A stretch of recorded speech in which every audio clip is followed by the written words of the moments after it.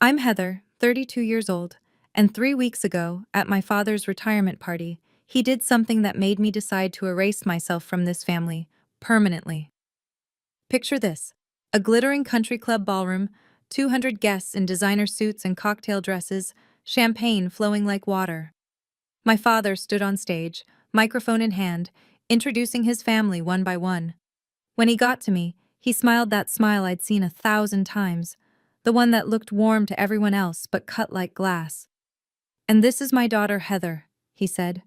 "No degree, no future, just freeloads off the family." 200 people laughed. I didn't flinch. I didn't cry. I just smiled, raised my champagne glass and said, "Cheers. This is the last time any of you will see me." Then I walked out. The room went completely silent. What happened next? That's what I'm here to tell you. Before I continue, please take a moment to like and subscribe, but only if you genuinely want to know how this story ends. And let me know in the comments where you're watching from and what time it is there. Now let me take you back 12 years, to the day I was forced to leave college. The Evans family of Fairfield, Connecticut. That's how we were known. Upper middle class, respectable. My father, Richard Ivans, was CEO of a mid-sized logistics company. We had a 6-bedroom colonial on 2 acres, a Mercedes S-Class in the driveway, and a membership at the most exclusive country club in the county. From the outside, we looked perfect. My mother died when I was 8. Cancer, quick and brutal. I barely remember her face without looking at photographs, but I remember her hands, soft, always reaching for mine. 2 years later, my father remarried. Linda. She came with a son from her previous marriage, Marcus, 3 years older than me. Within months, they weren't just part of our family. They were the family. I became furniture. Not in any dramatic way, you understand. No Cinderella-style abuse. Just invisibility. Marcus got the praise for his grades. Mine were ignored. Marcus got the new car at 16. I got his hand-me-down. Marcus was the future of the company. I was also here. My father never hit me, never screamed at me. He just looked through me, like I was a window he was trying to see past. But there was one person who saw me. My grandmother, Margaret Ivans. My father's mother. She'd call me every Sunday, ask about my classes, my friends, my dreams. She'd say things like, "You remind me of myself at your age, Heather. Underestimated. But I see you." She left me something when she died, something no one in the family knew about. But I'm getting ahead of myself. In this family, I learned to become invisible. What I didn't know then was that invisibility would become my greatest weapon. The day my future was decided for me, I was 20 years old. Sophomore year at UConn, business major, 3.8 GPA. I had plans, dreams. A scholarship application sitting on my desk for a summer program in London. My father called me home on a Wednesday. "Family meeting," he said. Those 2 words had never meant anything good. I found him in his study. Mahogany desk, leather chair, walls lined with awards and certificates. Linda stood beside him, her hand on his shoulder, supportive, united. "Heather," my father began, not looking up from his papers, "we need to make some sacrifices as a family. Marcus has been accepted into the Wharton MBA program. It's an incredible opportunity." My heart rate didn't change. I already knew where this was going. "We can't afford both your tuition and his program," he continued. "So we've decided you'll take a break from school, just for now. Marcus's career will benefit the whole family." Linda nodded, her voice honey-sweet. "A girl doesn't need an MBA to have a good life, Heather. You'll find a nice husband someday. That's what really matters." I sat there, frozen. Not because I was surprised.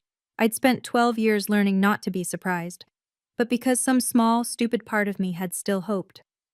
"You said you'd support my education," I heard myself say. "You promised Mom before she died." My father's jaw tightened. "Circumstances change. When the company stabilizes, I'll make it up to you." He never did. What I found out later, through a cousin's slip of the tongue, was that there was plenty of money. They just chose not to spend it on me. I didn't argue that day. I just nodded. But inside, I made a promise to myself. This was the last time I'd let anyone else decide my worth. I moved to Boston with $2,000 in savings and a suitcase of clothes that didn't fit the life I was leaving behind. My first apartment was a 400 square foot studio above a laundromat in Allston. The radiator clanked all night. The walls were thin enough to hear my neighbor's TV. I ate ramen for dinner and day-old bagels from the cafe where I worked mornings. But here's the thing about rock bottom: you can't fall any further. I got a job as an administrative assistant at a small logistics company. Entry level, minimum wage plus benefits. The owner, a gruff man named Walter Barnes, saw something in me that my family never had. "You've got a brain, Heather," he told me one day. "Use it." So I did. I stayed late. I learned every system, every process. I took free online courses at night: supply chain management, operations, business fundamentals. MIT Open Course. Where became my college. I didn't call home, didn't ask for a single dollar. When my father's secretary sent me a birthday card with a $50 check from the family, I tore it up and threw it away. 4 years after I left Connecticut, I had saved enough to start my own consulting firm. Meridian Consulting LLC. Just me, a laptop, and a rented desk in a co-working space. I kept my name off everything public. No LinkedIn profile, no press releases. All business went through the company name and my lawyer. Why the secrecy? Because I knew my family. If they found out I was succeeding, they'd find a way to take credit or tear it down. Some people build empires to prove their worth. I built mine in silence because silence was the only language my family had ever taught me. Grandmother Margaret died 2 years ago, when I was 30. I flew to Connecticut for the funeral, sat in the back pew, watched my father deliver a eulogy about a remarkable woman who dedicated her life to family. The irony was so thick I could taste it. At the reception, I kept to myself. No one seemed to notice I was there, which was exactly how I wanted it. But 3 days later, I got a call from a lawyer I'd never heard of. Eleanor Smith, from a Boston firm specializing in estate planning. "Ms. Ivins, I represent your grandmother's separate estate. She established a trust fund in your name 8 years ago, with explicit instructions that no other family member be informed of its existence." I nearly dropped my phone. The trust contained $800,000. "She left a letter for you as well," Eleanor continued. "Would you like me to read it?" I said yes, though my voice didn't sound like my own. "My dearest Heather," Eleanor read, "I know what they did to you. I know about the tuition, the promises, all of it. I argued with your father until I had no words left. He wouldn't listen. He never does. This money is yours. No strings, no conditions. Use it to build the life you deserve, the life they tried to take from you. Remember what I always told you. Don't let anyone say you're not worthy. When they finally see your worth, it will be too late for them. I believe in you. I always have. All my love, Grandma Margaret." I used part of that money to expand Meridian Consulting. The rest I kept as insurance, for a day I hoped would never come, but always knew might. That day came 3 weeks ago. Let me tell you about Meridian Consulting today.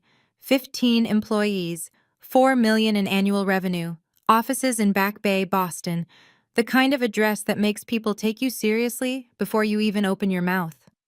I wear Cartier now, not because I need to impress anyone, but because I earned every piece myself. We specialize in logistics optimization, helping companies streamline their supply chains, reduce costs, improve efficiency. It's not glamorous work, but it's profitable, and I'm good at it. Here's the part that would make you laugh if it weren't so painfully ironic. One of our biggest clients is Ivan's Logistics, my father's company. They signed a 5-year service contract with us 3 years ago. We handle their route optimization, warehouse management consulting, and carrier negotiations. The contract is worth about 40% of their annual revenue in operational savings. My father has no idea. All communications go through my team. All contracts are signed by my CFO, Daniel Reeves. The few times Richard Ivins has praised Meridian Consulting at industry events, he's been praising his own daughter's work. The daughter he told everyone was worthless. 3 weeks ago, I received a formal invitation to his retirement party. Gold embossed lettering. "Richard Ivins requests the pleasure of your company." I almost threw it away. Almost. But then I thought about Grandma Margaret. about 12 years of silence, about every promise broken and every door closed in my face. I RSVP'd yes. Not because I wanted reconciliation, not because I hoped things had changed. I went because I knew, with absolute certainty, that my father would do something unforgivable. And when he did, I wanted to be there to say goodbye on my own terms. I just didn't know how right I would be. The Fairfield Country Club hasn't changed in 30 years.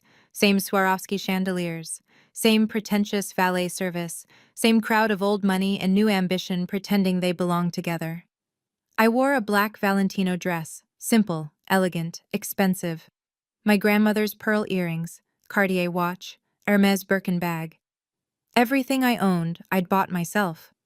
That mattered to me more than the labels. Linda intercepted me at the entrance. She'd aged, but her smile hadn't. Still that perfect mask of warmth that hid something colder underneath. Her dress was Chanel, her diamonds were large, and her eyes did a quick inventory of my outfit before she spoke. "Heather, you came." Her tone suggested this was a pleasant surprise and a minor inconvenience. "Your father wasn't sure you'd have something appropriate to wear." I smiled. How thoughtful of him to worry. Inside, 200 guests mingled beneath crystal light. The who's who of Connecticut business, bankers, lawyers, executives, politicians. I recognized some faces from my father's old dinner parties. None of them recognized me. Marcus swept past with a model thin blonde on his arm, not even glancing my direction. He was telling someone about his vision for the company's future. Classic Marcus. All confidence, no substance. I found my seat assignment. Table 14. The far corner near the service entrance with friends of the family I'd never met. Not the family table, not even close. I wasn't surprised, but I noted it. A waiter offered champagne, Dom Perignon, nothing but the best for Richard Ivans's big night. I took a glass. Across the room, I caught my father's eye. He nodded once, a dismissal disguised as acknowledgement, then turned back to his real guests. The evening was just beginning, and I had a front row seat to my own family's contempt. I've learned, over the years, that the best information comes from staying quiet and keeping your ears open. From my corner table, I watched and listened. The acoustics in that ballroom carried conversations better than people realized. My father was holding court near the bar, surrounded by business associates. I heard him mention operational restructuring and strategic partnerships, standard executive speak. But then, "Meridian Consulting has been transformative for us," he was saying to a silver-haired man I recognized as a major shipping executive. "They're the backbone of our operations now. Whoever runs that company is a genius." The other man nodded. "I've been trying to get a meeting with them for months. Very private operation. Do you know who's behind it?" My father shrugged. "Never met them personally. Everything goes through their legal team and account managers. But honestly, I don't care who they are as long as they keep delivering results." I took a sip of champagne to hide my smile. My phone buzzed. A text from Daniel, my CFO. "Contract renewal docs from Ivan's Logistics arrived today. They want another 5 years. Waiting on your decision." I typed back, "I'll have an answer by end of week." What my father didn't know, what nobody in that room knew, was that Meridian's contract with Ivan's Logistics was coming up for renewal. If we walked away, they'd lose 40% of their operational efficiency overnight. In logistics, that's not just an inconvenience, that's a death sentence. I hadn't decided what to do yet. Part of me wanted to keep the professional relationship separate from the personal toxicity, but as I watched my father bask in praise for his company's success built partly on my work, I felt something shift. Tonight would determine everything. I needed a refill on my champagne. Or maybe I just needed to move, to shake off the strange energy building in my chest. At the bar, I ran into the extended family firing squad. Aunt Susan, Linda's younger sister, spotted me first. Her face did that thing where surprise becomes pity, becomes condescension in about half a second. "Heather, oh my goodness, I almost didn't recognize you." She looked me up and down. "You look, well, still up in Boston, doing whatever it is you do?" "Consulting," I said. "Supply chain management." "Oh, how nice." The way she said it made it sound like I'd told her I collected bottle caps. Are you seeing anyone? Your father mentioned you're still single. 32, right? Time flies. Before I could respond, Uncle David joined in. Richard was just telling me you're still figuring things out. Nothing wrong with being a late bloomer, I suppose. Not everyone is meant for traditional success. I realized, with cold clarity, what had happened. My father had briefed them, given them talking points about the family disappointment, set the narrative before I even arrived. Richard said you had some emotional difficulties after leaving school, Aunt Susan continued, lowering her voice conspiratorially. Mental health issues. So brave of you to come tonight despite everything. I felt my grip tighten on my champagne glass. Not from hurt. I was long past that. From the sheer audacity. I appreciate the concern, I said, keeping my voice steady. But I'm doing very well, actually. Better than I've ever been. They exchanged glances. The kind that says, poor thing doesn't even know how far she's fallen. I excused myself before I said something I'd regret, but a plan was forming in my mind. Cold, clear, inevitable. Marcus found me on the terrace looking out at the golf course. The September air was cool, and the stars were just starting to appear. Well, well, his voice came from behind me, heavy with contempt. The prodigal daughter. I didn't turn around. Marcus? He stepped beside me, close enough that I could smell his cologne. Tom Ford, probably a gift from our father. Dad's about to give his speech. Wanted to make sure you weren't planning any dramatic scenes. Why would I do that? Because you've always been jealous. He said it like it was established fact. The way you stormed off after the tuition decision. The way you disappeared to Boston like some wounded animal. You've never gotten over it. Now I turned. Looked at my stepbrother in his $5,000 suit, his Rolex, his perfectly styled hair. Is that what you tell yourself? His eyes hardened. I heard you started some kind of company up there, playing businesswoman. He laughed, short and cruel. How long until it fails? 6 months? A year? Then you'll come crawling back, begging Dad for help. I won't. You will. You always do. You're weak, Heather. You always have been.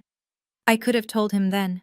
About Meridian, about the contract, about how his precious company's success was built on the work of the sister he dismissed. But I didn't. Because some revelations need the right stage. You know what, Marcus? You can believe whatever makes you feel better. I started to walk past him. But I promise you this. After tonight, you're going to wish you'd treated me differently. His laugh followed me inside. Dismissive, arrogant. He had no idea what was coming. None of them did. The ballroom lights dimmed. A spotlight hit the stage. My father climbed the steps to thunderous applause, the conquering hero of Connecticut logistics, taking his final bow. Thank you, he said, his voice carrying that practiced warmth he'd perfected over decades. 40 years in this business. It's been one hell of a ride. Laughter. More applause. He began his speech, thanking partners, employees, mentors, thanking God, thanking luck, taking credit for everything. Then came the family segment. I couldn't have done any of this without my incredible wife, Linda. He gestured to her table. 30 years of putting up with my late nights and business trips. You're a saint. More applause. Linda dabbed at her eyes, perfectly on cue.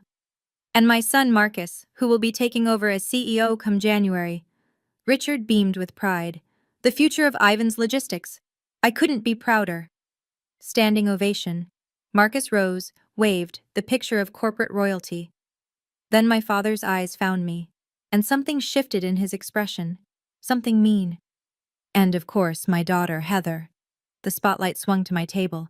I felt 200 pairs of eyes turned toward me. No degree, no real career, just freeloads off the family. He paused for comedic effect. But hey, at least she showed up tonight. Maybe someday she'll find a rich husband to take care of her. The room erupted in laughter, real laughter, the kind that comes from people who think they're in on a joke, not realizing they're watching cruelty dressed up as comedy.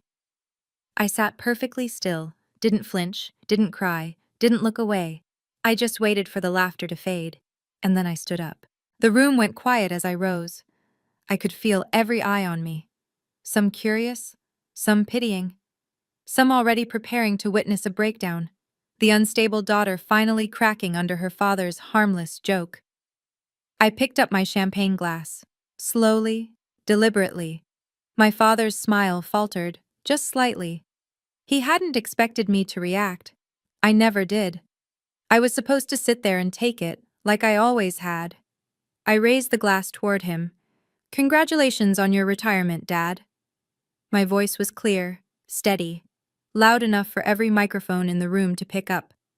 40 years in business, quite an achievement. I paused. "You taught me a lot. About hard work, about sacrifice, about exactly what kind of loyalty family can expect from you." The silence was absolute now. I could hear someone's ice clinking in their glass 3 tables away. "So here's to you." I lifted my champagne higher. "Cheers. This is the last time any of you will see me." I set the glass down without drinking.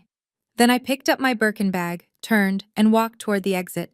My Louboutin heels clicked against the hardwood floor, the only sound in that cavernous room. I didn't run, didn't hurry, just walked, spine straight, head high. Behind me, silence.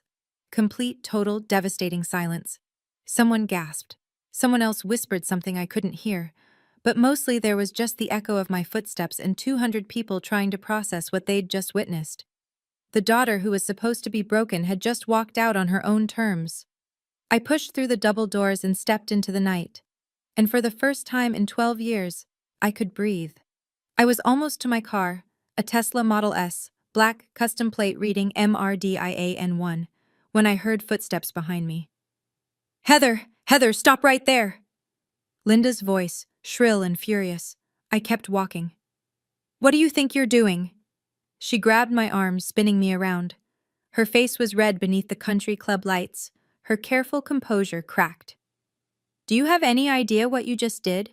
You humiliated your father in front of everyone." I looked at her hand on my arm until she removed it. "I humiliated him?" I asked quietly. "I think you have that backwards." My father appeared behind her, his face a thundercloud. 200 guests were probably watching from the windows. He was aware of that. I could see him calculating. "Get back inside," he said, his voice low and dangerous. "Apologize. Now." "No." The word hung in the air between us. "This isn't a negotiation, Heather. I'm your father. I'm telling you." "You're telling me what?" I cut him off, something I'd never done in my life. That I should go back in there and let you keep using me as your punchline? That I should smile while you tell 200 people I'm worthless? It was a joke. It was the truth of how you see me. And I'm done pretending otherwise. I opened my car door. My father stepped forward. "If you leave now, you're done. Do you understand me? No more family, no more support, nothing." I almost laughed. "Dad, you cut me off 12 years ago. You just didn't have the courage to say it out loud." I slid into the driver's seat.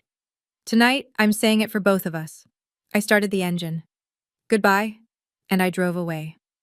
I pulled into a rest stop about 20 minutes outside Fairfield and sat in my car, engine idling, hands still on the wheel. For a long moment, I just breathed. Okay, let me step out of the story for a second and talk to you directly. I know some of you watching this have been through something similar. Maybe not a retirement party, maybe not 200 witnesses, but that feeling of being the family disappointment, the one they talk about in whispers, the one whose success they refuse to see. I know you understand. If you've ever sat at a family gathering while someone made you the punchline, if you've ever smiled through pain because making a scene would only prove them right, if you've ever loved people who made you feel invisible, this story is for you. So here's what I'm asking.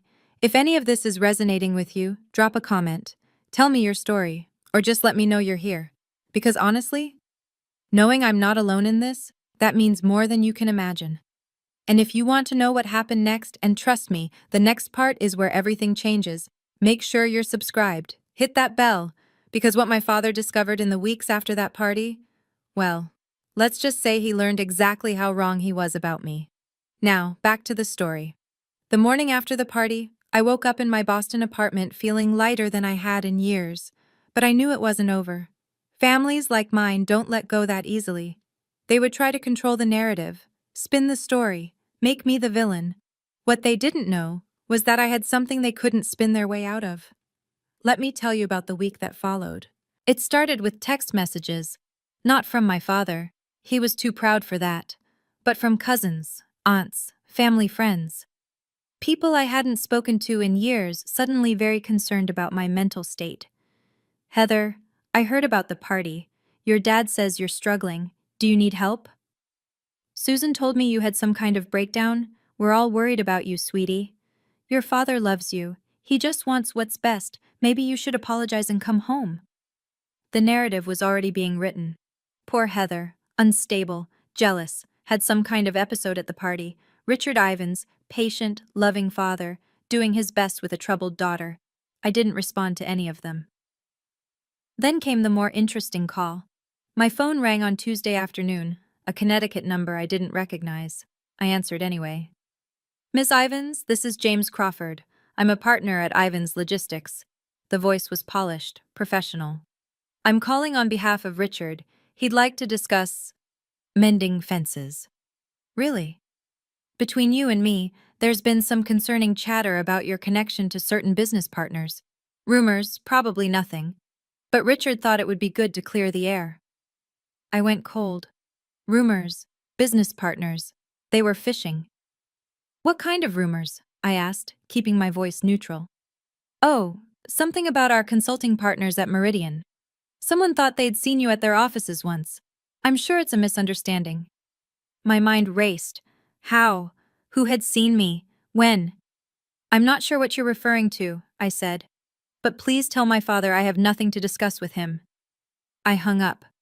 They were getting close. Closer than I'd realized. It was time to stop waiting and start acting. While I was fielding concerned texts in Boston, my father was facing a different kind of crisis in Connecticut. I learned later, much later, what happened in that boardroom. Richard Ivins had walked into what should have been a routine quarterly meeting. Instead, his CFO looked like he'd seen a ghost. We have a problem with Meridian Consulting, the CFO said, sliding a folder across the mahogany table. Their contract is up for renewal in 6 months. They haven't responded to our extension offer. Richard frowned. So, send another offer. Increase the terms if you have to. We've tried, 3 times. Their legal team just says under review. Then call their executives directly. We've tried that too.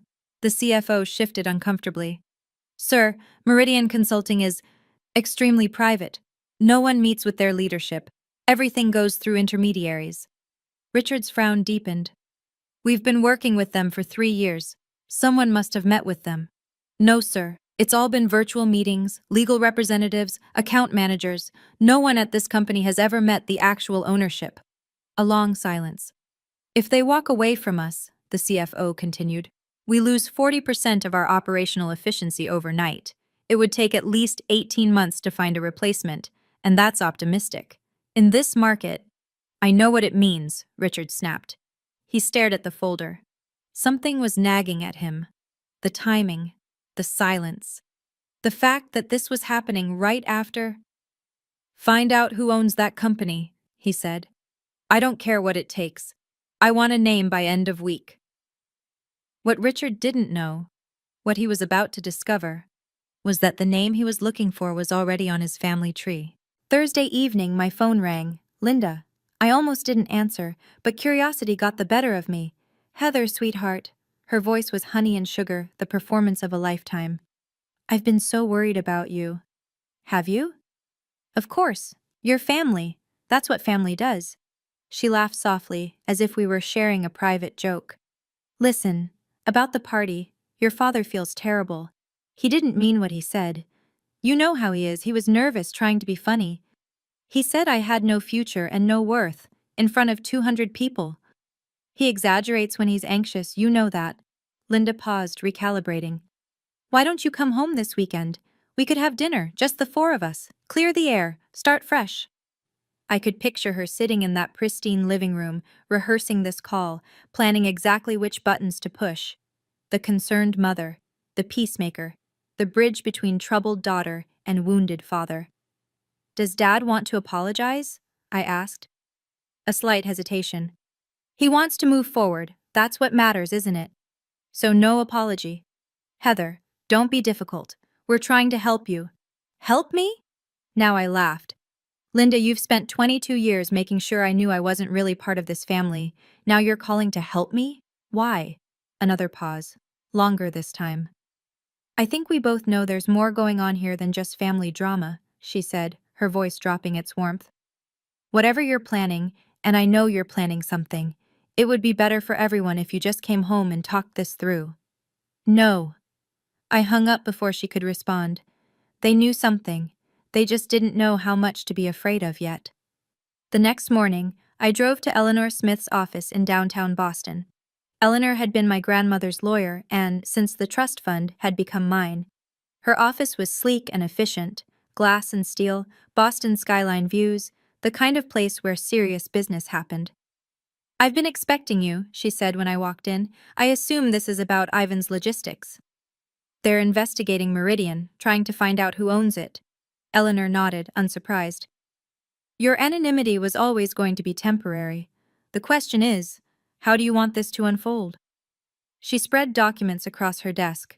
The Meridian contract with Ivan's Logistics, every clause, every renewal term, every exit provision, the trust fund documents, the company and corporation papers. Your contract includes a standard 30-day termination notice, Eleanor said, pointing to the relevant section. You can end the agreement for any reason. No penalties, no legal exposure. And my grandmother's trust? Completely separate from the Ivans family estate, legally unimpeachable. Richard has no claim to any of it, even if he tried to contest. She looked at me over her glasses. Margaret made sure of that. I stared at the papers. Everything was in order, everything was legal, every T crossed, every I dotted. What did my grandmother say about all this when she set up the trust? Eleanor smiled sadly. She said, "One day, Heather is going to need leverage, and when that day comes, I want her to have it." I felt tears prick at my eyes. Grandmother Margaret, protecting me even from the grave. She also said something else, Eleanor added. Tell her not to be cruel about it. Just be honest. Sometimes the truth is punishment enough. I nodded. The truth it was then. That afternoon, I sat down with Daniel Reeves, my CFO, in Meridian's conference room.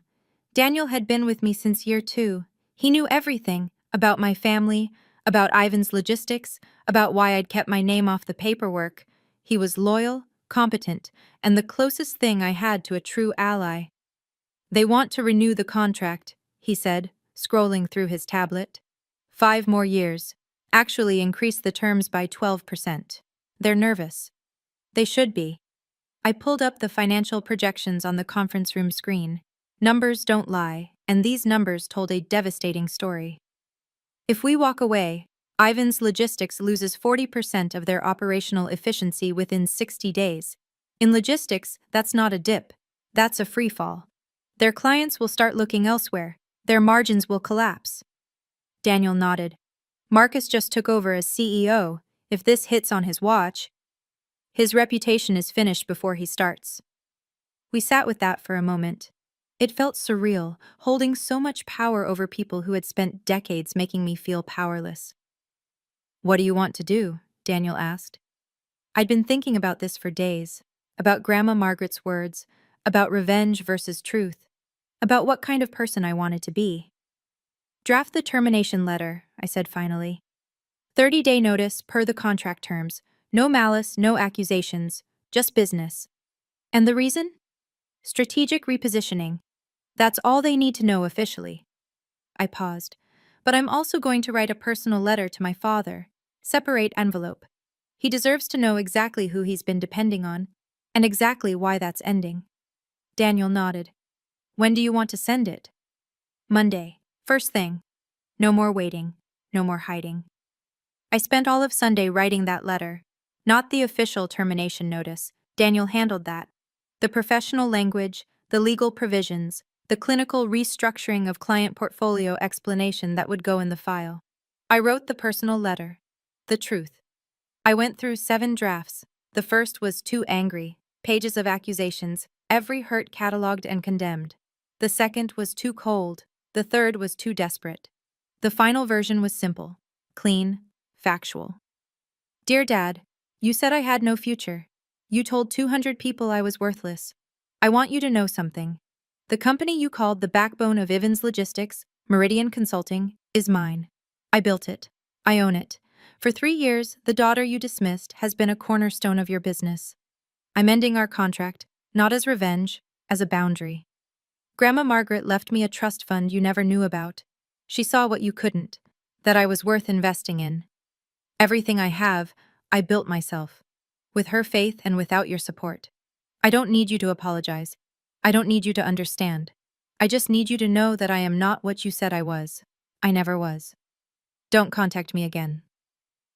Heather Margaret Evans. I included my middle name deliberately, the name I'd added 3 years ago in honor of the only person in my family who'd believed in me. I also included a photocopy of the Meridian Incorporation papers. My name as sole owner clearly visible. I read the letter 3 times, checked for typos, checked for excessive emotion, found none, just the truth. Sometimes I thought, that's the most devastating weapon of all. Monday, 9 a.m. Courier confirmation. The package had arrived at Ivan's Logistics headquarters. Someone named Patricia Chen had signed for it. Richard's executive assistant. I remembered her from childhood. I sat in my office, watching my phone, waiting. 10:15 a.m. Missed call from Richard Ivans. 10:17 a.m. Missed call from Richard Ivans. 10:23 a.m. Missed call from Marcus Ivans. 10:31 a.m. Missed call from Linda Ivans. 10:45 a.m. Missed call from Richard Ivans. 11:02 a.m. Text message from Richard. Call me now. 11:15 a.m. Text message from Marcus. What the hell is this? Call us. 11:34 a.m. Text message from Linda. Heather, this is not funny. Pick up your phone. By noon, I had 12 missed calls, 8 text messages, and 2 voicemails I didn't bother listening to. I didn't respond to any of them. I had waited 12 years for this moment. They could wait a few more hours. At 2 p.m., my assistant knocked on my door. Ms. Ivans, there's a family who says they need to see you immediately. They're in the lobby. So, they'd driven to Boston, 5 hours of traffic and panic just to confront me in person. I took a deep breath, checked my reflection in the window, straightened my blazer. Send them to conference room B, I said. I'll be there in 5 minutes. This was it. The conversation I'd imagined 1,000 times. The confrontation I'd prepared for without knowing when it would come. I thought of Grandma Margaret, of her letter, of her faith in me. Don't be cruel, she'd said. Just be honest. I stood up, smoothed my skirt, and walked toward the conference room. Time to be honest. Conference room B had glass walls. I'd chosen it deliberately. My 15 employees could see inside, though they couldn't hear. Witnesses, not to humiliate anyone, but to ensure the meeting stayed civil. Richard, Linda, and Marcus stood clustered near the window, looking out at the Boston skyline they'd never expected to see from this perspective. From my domain. My territory. My father turned when I entered. His face was gray, older than I'd ever seen him look. Heather. His voice cracked on my name. What is this? Hello, Dad. Linda. Marcus. I took a seat at the head of the conference table, calm, professional. I assume you received my letter. Your letter? Marcus stepped forward, jabbing his finger toward me. You can't just… This isn't… Sit down, Marcus. My voice was quiet but firm. I won't discuss anything with you yelling across the room. He looked at my father, uncertain. Richard nodded sharply. They sat. For a long moment, no one spoke. Finally, Richard leaned forward. This is all some kind of misunderstanding. What part? Meridian Consulting. You can't possibly, a company like that, you didn't… I did. I slid a folder across the table. Company registration, tax filings, client list. 3 years ago, your company signed a contract with mine. You praised my work at industry events. You called us transformative. You just didn't know you were praising me. Linda's face had gone pale. But you don't have a degree. You were just a… A what, Linda? A disappointment? A failure? I shook my head. I was a 20-year-old who was told to sacrifice her future. I built something anyway. Silence. My father stared at the documents like they might burst into flames if he looked hard enough. Okay. Richard's voice was strained, the mask of corporate composure cracking. I apologize. I apologize about the party. Is that what you want to hear? I'm sorry. Now, can we talk about the contract? You're sorry because you need something from me. That's not an apology. For God's sake, Heather. Marcus slammed his palm on the table. Do you know what happens if you pull this contract? 20% of our workforce, gone, because of your petty revenge.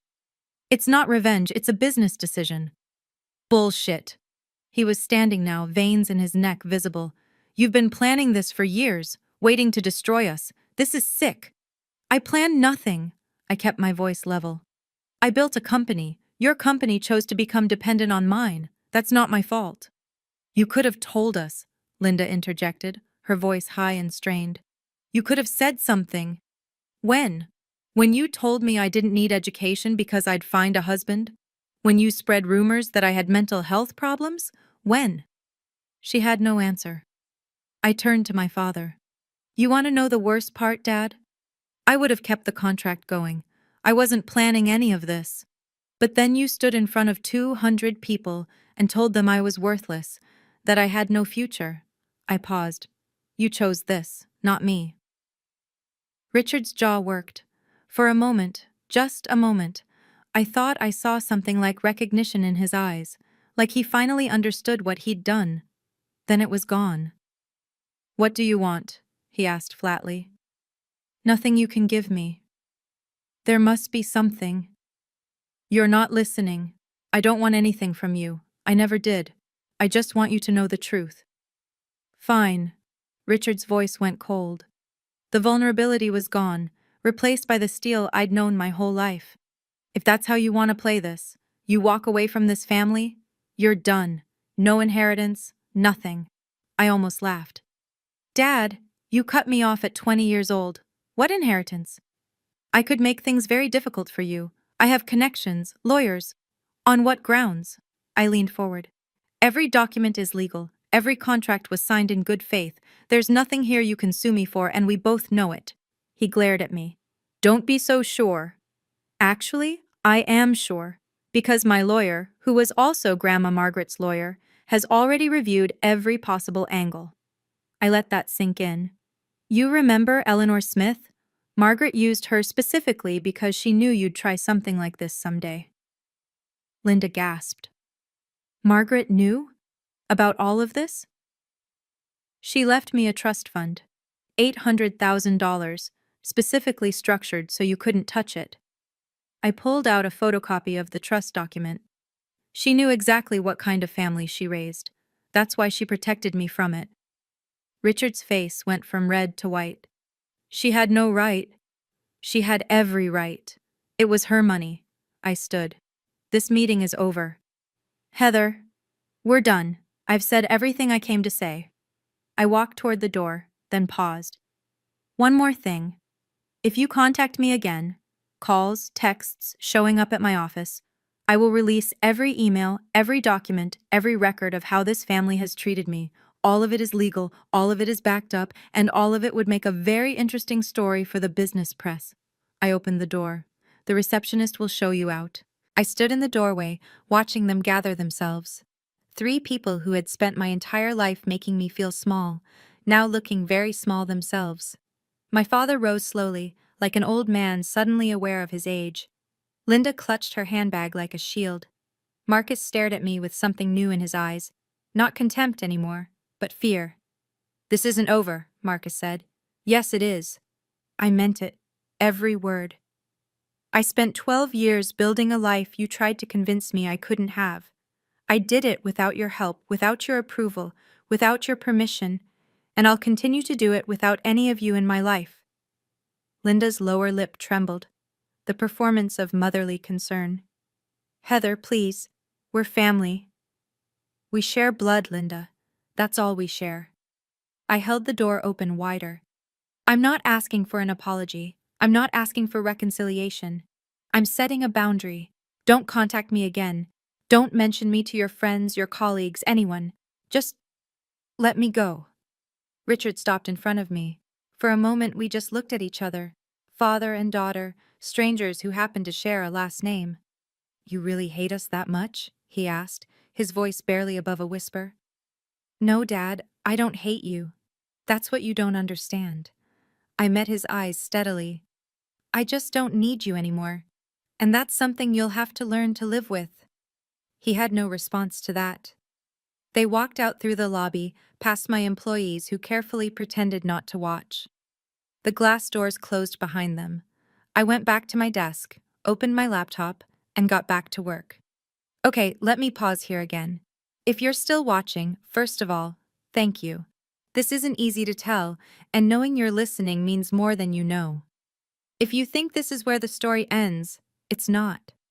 The fallout from that meeting rippled out further than I expected. When I sent that termination letter, I thought I was just setting a boundary, protecting my peace, walking away from people who had hurt me.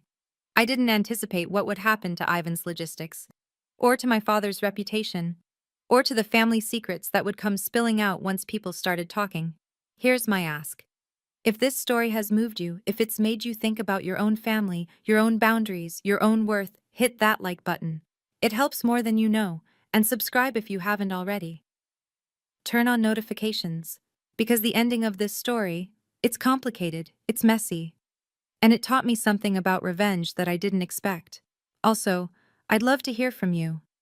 Drop a comment telling me, have you ever had to walk away from family?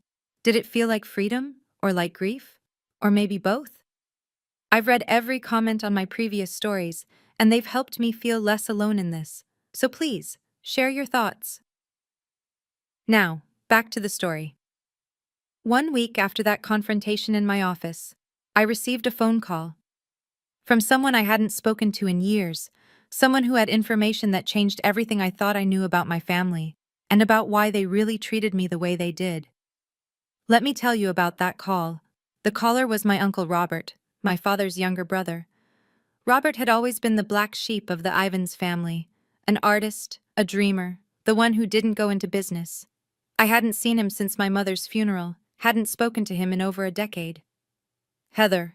His voice was older, rougher. "I heard what happened, at the party, at Richard's office. Word travels fast. Small community." He paused. "Listen, there's something you should know. Something I should have told you years ago, but I was too much of a coward." I sat down slowly.